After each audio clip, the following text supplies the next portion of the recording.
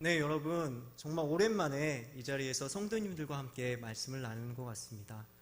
하지만 제가 한 네 번째 정도 이 설교에 단에 올라오게 되는 것 같은데, 매번 올라올 때마다 느끼는 감정은 참 떨린다는 것입니다.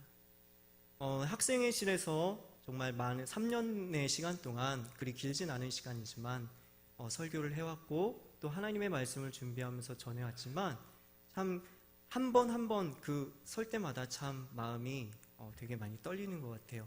하지만 이 떨리는 마음 속에서도 강하고 담대하라는 말씀을 허락하시는 하나님께 모든 것을 맡기고 한번 오늘 말씀을 나눠보도록 하겠습니다. 네. 하나님을 믿는 우리들이 그리스도인으로서 가져야 할 덕목에는 어떤 것들이 있을까요? 사랑과 순종, 그리고 인내와 용서처럼 예수님께서 가르쳐 주신 정말 아름다운 덕목들이 많이 있겠지만, 우리를 자녀 삼아 주시고 또 우리의 인생을 마지막까지 선하게 인도해 가실 하나님의 뜻대로 이끌어 가시는 하나님에 대해 감사하는 마음 또한 우리가 빼놓지 않고 지녀야 할 중요한 덕목일 것입니다. 그래서 하나님은 성경 이곳저곳에서 그러한 하나님에게 감사하라는 말씀을 참 많이 하셨습니다. 구약시대에는 유월절과 맥주절처럼 특별한 절기를 통해서 하나님 앞에 제단을 쌓고 감사할 수 있는 방법을 가르쳐 주셨고, 또 신약성경에서는 바울의 입술을 통해서 항상 기뻐하고 쉬지 말고 기도하라, 그리고 범사에 감사하라는 정말 유명한 말씀을 통해서 우리에게 감사하는 삶에 대한 중요함을 가르쳐 주셨습니다.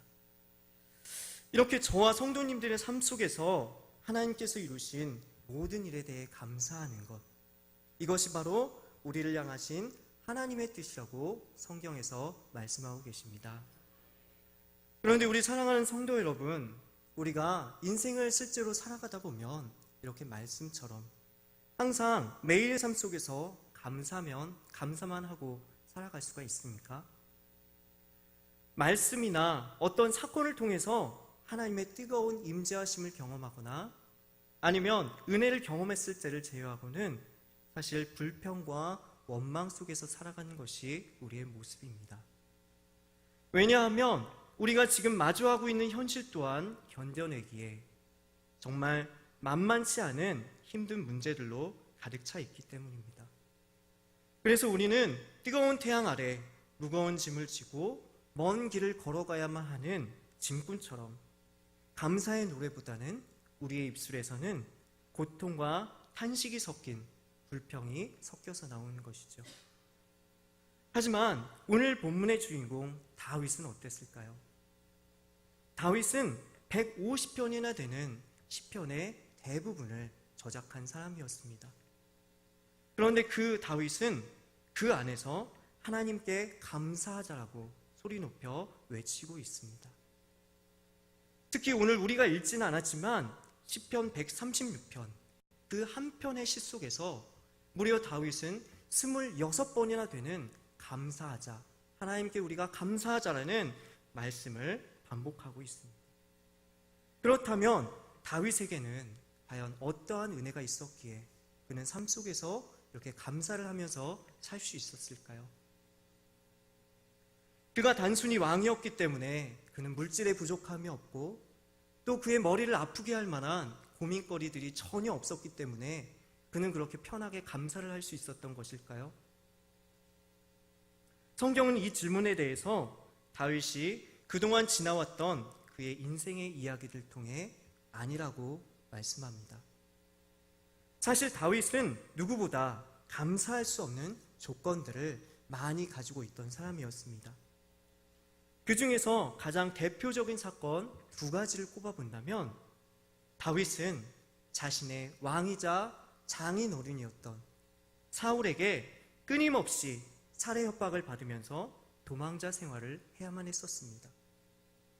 그리고 이 일이 사울의 죽음으로 해결된 뒤에는 편안한 삶이 오는가 했는데 이게 웬걸 또 그를 압박하는 사건이 일어나고 맙니다. 이번에는 자신의 셋째 아들인 압살롬과 대립하게 되어서 결국 사랑하는 아들을 잃어야만 하는 슬픔을 경험하게 되었습니다.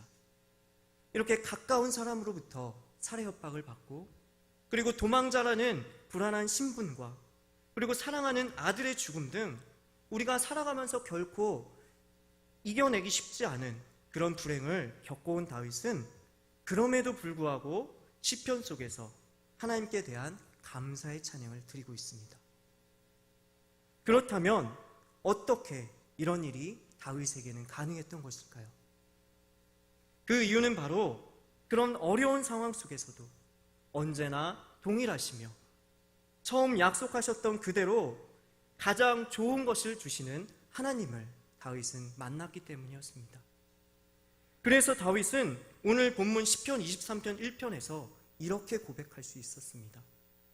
여호와는 나의 목자시니 내게 부족함이 없으리로다. 바라기는 이 다윗의 고백이 여기 모이신 모든 성도님들의 믿음의 고백이 될 수 있기를 주님의 이름으로 축복합니다. 다윗은 영원히 변치 않으시고 항상 신실하신 하나님을 인생의 주인으로 모심으로 인해서 그 어려운 상황 속에서도 하나님 한 분만으로 만족하며 감사하는 삶을 살아갈 수 있었습니다. 그렇다면 그런 다윗의 아름다운 고백이 담긴 이 시편의 말씀 속에서 우리는 또 어떤 감사의 조건을 찾을 수 있는지 지금부터 한번 말씀을 나눠보도록 하겠습니다. 첫 번째로 하나님은 우리를 가장 좋은 곳으로 인도해 주시는 분입니다. 그렇기 때문에 우리는 하나님 한 분만으로 만족하며 감사할 수 있습니다. 우리 다 함께 시편 23편 1편 말씀을 다 같이 한 목소리로 읽어보도록 하겠습니다. 저는 나의 목자시니 내게 부족함이 없으리로다. 아멘. 다윗은 하나님을 목자로 소개하고 있습니다. 그런데 사실 다윗만큼 목자의 심정을 잘 알고 있는 사람은 드물 것입니다. 왜냐하면 그는 어렸을 때부터 양을 치던 목자로 일하던 사람이었고, 그랬기 때문에 당연히 양들을 푸른 초장과 쉴만한 물가로 인도하는 것이 그가 항상 가지고 있던 생각이었습니다.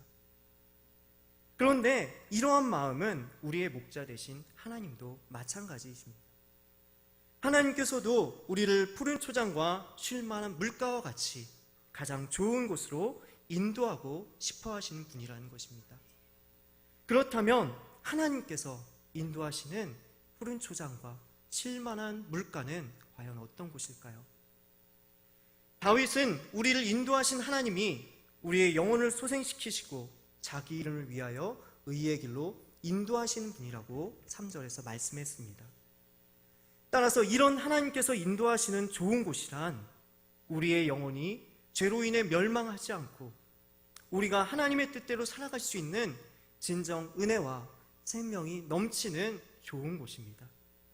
그래서 육신의 즐거움보다 영적인 즐거움을 사모했던 다윗은 그런 하나님을 목자로 따를 수밖에 없었습니다.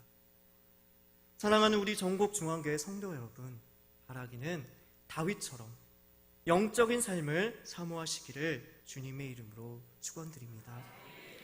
이렇게 영적인 삶을 사모하면서 하나님의 인도하심에 순종해 나갈 때에 우리의 영혼은 소생되는 역사가 일어나게 될 것입니다. 오늘 본문을 보면 3절에 내 영혼을 소생시키셨다라는 말씀이 나오고 있습니다. 그런데 이 부분을 원어 성경으로 보게 되면 소생시키셨다, 이 부분을 슈브라는 히브리어 단어로 표현한다고 합니다. 그런데 이 슈브라는 단어 속에는 돌아가다, 다시 돌아가다 그런 의미가 담겨져 있다고 합니다. 따라서 우리의 관심이 육신에서 영적인 기쁨으로 다시 돌아갈 때에, 그리고 우리가 세상에서 하나님께로 다시금 돌아갈 때에 우리의 영혼도 죽음에서 생명의 자리로 다시금 돌아가게 될 것입니다. 바라기는 우리의 마음과 관심을 하나님께로 돌려서 영혼의 소생함을 받으실 수 있는 우리 성도님들이 되시기를 주님의 이름으로 축복합니다. 그리고 또한 우리가 하나님의 이름을 위해서 살고자 노력할 때에 우리는 자연히 하나님으로 인해서 만족할 수 있는 인생을 살아갈 수 있게 됩니다. 이 땅을 살아가는 대부분의 사람들은 자신의 유익을 따라 살아갑니다. 그래서 공부를 하는 친구들도 나의 유익을 위해 공부를 하고, 또 직장 생활과 사업을 하는 분들도 사실은 나와 내 가족을 먼저 생각하고 직장 생활에 충실하십니다. 물론 이것이 전혀 잘못된 것은 아닙니다. 하지만 우리가 그리스도인이라면 우리는 여기서 한 걸음 더 나아간 진을 보한 목표를 가진 그리스도인이 되어야 한다는 것입니다. 세상의 사람들이 모두 나 자신만을 위한 목표를 가지고 인생을 살아갈 때에 우리는 그보다 한 걸음 더 나아가서 하나님께 영광 돌리는 목표를 가진 인생이 되어야 하는 것입니다.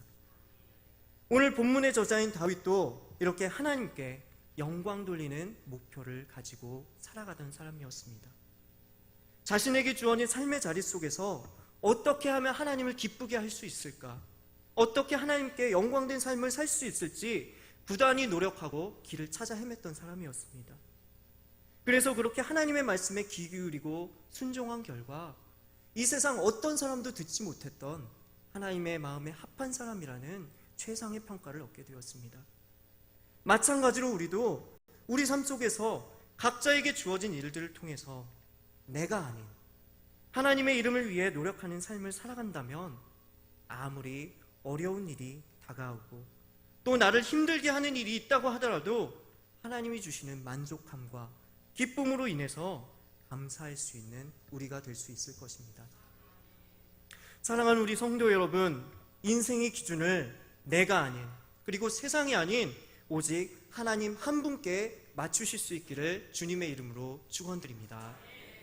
그래서 하나님이 인도하시는 가장 좋은 쉴만한 물가와 그리고 푸른 초장을 우리 성도님의 것으로 누리실 수 있는 우리 전국중앙교회 성도님들이 되시기를 주님의 이름으로 축복합니다. 두 번째로 우리가 하나님으로 만족하며 감사할 수 있는 이유는 항상 우리를 보호해 주심을 믿기 때문입니다. 우리 다 같이 오늘 본문 4절 말씀을 한 목소리로 읽어보도록 하겠습니다. 내가 사망의 음침한 골짜기로 다닐지라도 해를 두려워하지 않을 것은 주께서 나와 함께 하심이라. 주의 지팡이와 막대기가 나를 안위하시나이다. 아멘. 목자였던 다윗은 두 가지 사실에 대해 잘 알고 있었습니다.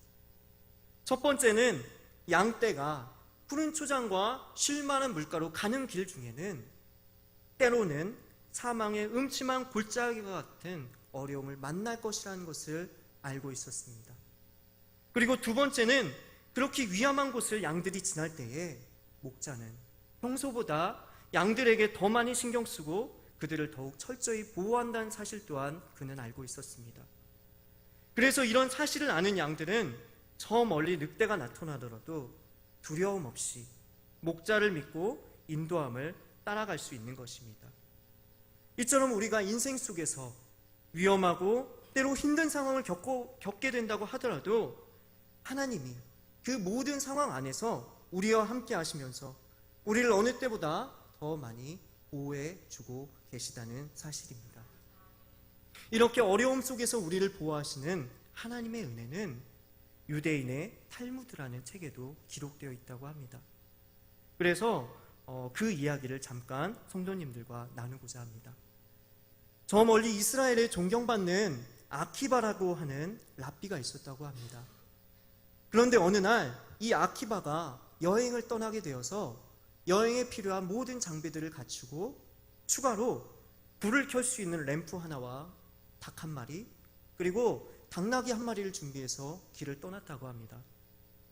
그런데 여행 중에 어느 날 날이 저물게 되어서 어떤 마을에 들어가게 되었습니다. 그런데 이 아키바가 잠잘 곳을 구해야 되는데 아무 집도 이 아키바를 맞아주리지 않는 것이었습니다. 그래서 할 수 없이 그는 마을과 조금 떨어져 있는 들판에 나가서 천막을 치고 노숙을 했습니다. 그리고 책을 읽기 위해서 램프를 켰는데 강한 바람이 불어서 그 램프가 꺼져버리고 말았습니다. 그래서 그는 램프를 다시 켜기도 귀찮고 기름도 아낄 겸 일찍 잠자리에 들었습니다. 그런데 다음날 아침에 일어나 보니까 정말 어처구니 없는 일들이 벌어져 있는 것입니다. 밤사이에 닭은 산짐승에게 먹혔는지 털만 남아있었고 당나귀는 어디로 도망갔는지 찾을 길이 없었습니다. 그래서 그는 착잡한 마음에 다시 돌아가야 되겠다 하고 짐을 싸고 다시 집으로 돌아가는 길에 섰습니다. 돌아가는 길에 어제 잠자리를 찾기 위해서 잠시 들렀던 그 마을 앞을 우연히 지나게 되었습니다. 그런데 거기에는 오늘 아침에 아키바가 당했던 일보다 더 어처구니 없는 일이 벌어져 있었습니다. 도적들이 전날 밤 그 마을을 습격해서 사람들을 죽이고 마을을 폐허로 만들어버린 것입니다. 그 모습을 본 아키바는 순간 어떤 깨달음이 머리를 스치고 지난 것을 느낄 수가 있었습니다. 만약 지난밤에 누군가가 자신을 재워주었거나 아니면 자신이 켜놓았던 램프가 불이 꺼지지 않았다면, 그리고 닭이나 당나귀가 도망가지 않아서 만약에 소리를 질렀다면 자신도 똑같이 그 마을 사람들과 같이 습격을 당했을 것이라는 깨달음이었습니다. 이처럼 우리의 삶 속에서도 때론 남들로부터 배청을 당하고 또 램프가 꺼져버리는 것과 같은 암담한 일을 당할 수가 있습니다. 그리고 정성껏 키워온 닭을 잃어버리고 내가 편하게 이동할 수 있기 위해서 준비한 당나귀가 어느 날 갑자기 사라지는 그런 안타까운 일도 당할 수가 있습니다. 하지만 그럼에도 불구하고 오늘 시편의 말씀과 이 아키바의 이야기에서 알 수 있는 것처럼 하나님의 보호하심과 인도하심은 우리가 사망의 음침한 골짜기를 걷고 있을지라도 그 안에서도 하나님은 떠나지 않으시고 오히려 든든한 지팡이와 막대기가 되어서 우리를 항상 지키고 계시다는 사실입니다. 그렇기 때문에 우리는 인생의 힘든 시간이 찾아온다고 하더라도 도리어 그 순간이 하나님과 더욱 기도하며 가까이 지낼 수 있는 그 사실이라는 것을 알고서 하나님께 감사하며 기뻐할 수 있는 것입니다. 더군다나 우리 하나님은 나의 원수 앞에서 나에게 상을 베풀어 주시고 우리의 머리에 기름을 부어 주시는 분입니다. 여기서 원수는 차라르라고 하는 히브리어 단어로 표현이 되는데 그 말은 속묵다, 속박하다라는 뜻을 가지고 있는 단어입니다. 따라서 우리의 진정한 원수란 단순히 우리를 괴롭히고 못살게 구는 그런 원수가 아니라 우리의 목자 대신 하나님을 따르지 못하도록 나를 속박하는 존재입니다. 하지만 하나님께서는 예수 그리스도를 통해서 우리를 속박하는 원수인 사단을 물리쳐 주셨습니다. 그래서 우리가 그 하나님을 믿고 예수님을 구세주로 영접하게 된다면 하나님은 기꺼이 우리의 목자가 되어주셔서 어떠한 어려움 속에서도 우리를 안전하게 보호해 주실 줄을 믿으시기를 바랍니다. 마지막으로 우리가 하나님께 감사할 수 있는 이유는 인생이라는 긴 하루를 마치고 난 후에 우리가 들어가서 쉴 수 있는 여호와의 집을 마련해 주셨기 때문입니다. 여러분, 혹시 영화나 다큐멘터리를 통해서 양들이 하루 일과를 모두 마치고 집에 들어가서 편하게 쉬는 모습을 보신 적이 있으십니까? 네, 저도 그런 다큐를 되게 좋아해서 참 동물의 왕국이라든지 BBC 같은 그런 다큐를 많이 보는데 그런 모습들을 볼 때마다 참 푸근하다, 평안하다, 그리고 나도 저 안에 들어가서 쉬고 싶다라고 느낄 만큼 참 평안한 모습을 볼 수 있습니다. 어떤 녀석은 하루 동안 많이 피곤했는지 앉지도 못하고 그냥 서서 꾸벅꾸벅 조는 양도 있을 것이고 또 어린 양들은 어미 양 곁에서 재롱을 부리면서 정말 따뜻하고 평안한 쉼을 누리게 됩니다. 마찬가지로 우리들도 인생의 고된 날들을 모두 마치고 나면 양들이 주인의 집에 들어가서 평안함을 누리듯이 우리도 여호와의 집에 들어가 이렇게 평안한 안식을 누리게 될 것입니다. 그런데 여기서 진짜 양과 우리들 사이에 한 가지 차이점이 있습니다. 그것은 바로 양은 그 주인에게 자신의 고기와 털을 주고 그 집에 들어가지만 우리는 그렇지 않다는 것입니다. 우리들의 목자 되신 하나님께서는 오히려 우리를 살리시기 위해 자신의 목숨을 내놓으신 분입니다. 우리는 여호와의 집에 들어갈 때에 아무런 공로가 없지만 예수 그리스도의 희생을 통해서 우리는 그곳에 들어갈 은혜를 얻었습니다. 사랑하는 우리 전국중앙교회 성도 여러분, 하나님은 우리에게 생명과 평안을 허락해 주시는 진정한 선한 목자가 되시는 분임을 믿으시길 바랍니다. 그렇다면 우리는 과연 어떤 목자를 따라야겠습니까? 죽음으로 인도하는 목자입니까? 아니면 생명의 길로 인도하시는 참된 선한 목자입니까? 바라기는 진정한 안식과 생명을 주시는 선한 목자 되신 우리 하나님을 따르실 수 있는 우리 성도님들이 되시기를 주님의 이름으로 축원드립니다. 이제 말씀을 정리하도록 하겠습니다. 마이애미 대학의 마이클 맥클로우 교수는 우리가 감사하는 순간 두려움에서 벗어나 긍정적으로 나아갈 수 있는 상태로 변하게 된다고 합니다. 이처럼 감사란 우리의 삶을 회복시키는 강력한 도구입니다. 그렇다면 오늘 시편 23편에서 찾을 수 있는 감사의 제목들은 무엇이 있었습니까? 지금까지 여러 가지 말씀을 나누었지만 간단합니다.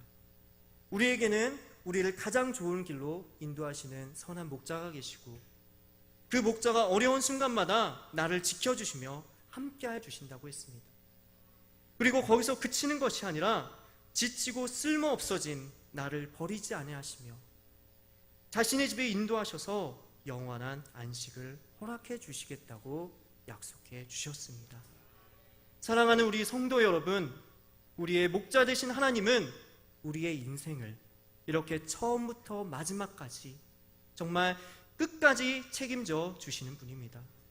이 좋으신 하나님을 여러분의 목자로 삼으시고 그 인도하심에 순종함으로써 오늘 제목처럼 하나님 한 분으로 부족함 없는 기쁨과 감사를 누리시는 우리 귀하고 복된 전국 중앙교회 성도 여러분이 되시기를 주님의 이름으로 간절히 축원드립니다.